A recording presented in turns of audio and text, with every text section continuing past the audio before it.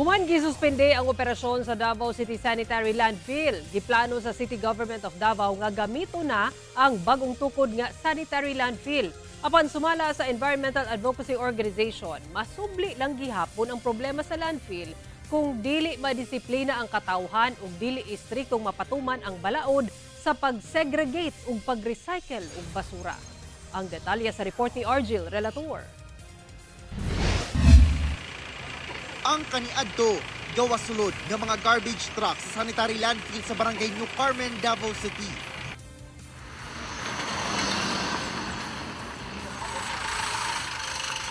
Karon, nakasirado na ang landfill. Wala na say nangabot nga garbage truck. Kinihuman gisuspende sa DNR 11 ug Environmental Management Bureau 11 ang paglabay og basura sa sanitary landfill. Human ang nahitabong pagdahili sa basura o trash slide niadtong May 20 sa hapon.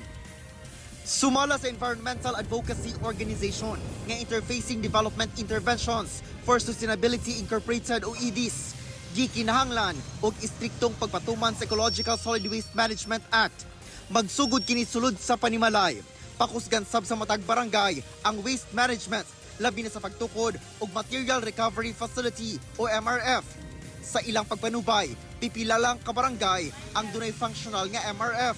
Kita nato again mixed waste siya and based sa data sa ato ang Senro sa City Environment Natural Resources Office, more than 80% sa ato ang basura are biodegradable. Dapat ang barangay local government unit ang naga manage ana, no, so dapat din na siya mo ato sa ato ang landfill.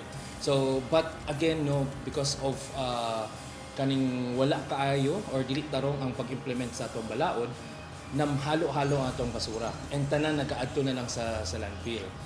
Karong suspendido ang operasyon sa landfill. Gamito na matud pa sa LGU Davao ang bag-ong gitukod nga sanitary landfill nga nahimutang duol sa kasamtangang landfill. Apan sumala sa IDIS, bisan pa man bag-o ang landfill kung dili batasanon sa mga Davaoenyo ang pag-segregate o pag-recycle sa basura, dali ra gihapon mapuno ang basurahan. So kung padayon lang gihapon kung walay mag-change, no, sa atong behavior sa mga katawhan and coupled with strict implementation sa atong mga policies, same problem ang makita gihapon nato even though katong new sanitary landfill na nga ang i-open or gamiton kay same basura lang gihapon ang mo ato dito. Sa Mintal Resource Collectors Association, makita ang kadaghan sa mga recyclable materials nga posibleng hagbay ra naabot sa landfill kung wala nila kini nakolekta.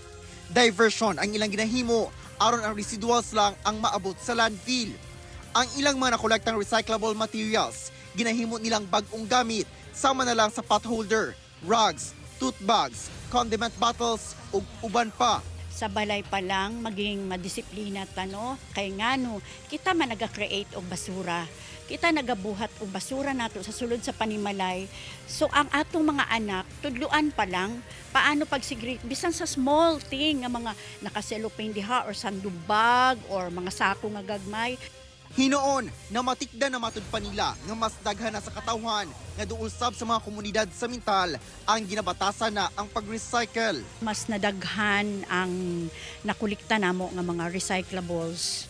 As in murag basta left and right ang may nagatawag, may nagapakuha, may nagapakolekta sa establishment or household. Giawag sa DNR ang mga Davaoenyo nga mag-segregate og basura aron maminusan ang mga basura nga moabot sa landfill. Kauban si Melchor Awing sa kamera. Ako si Argil Relator. 1 Mindanao.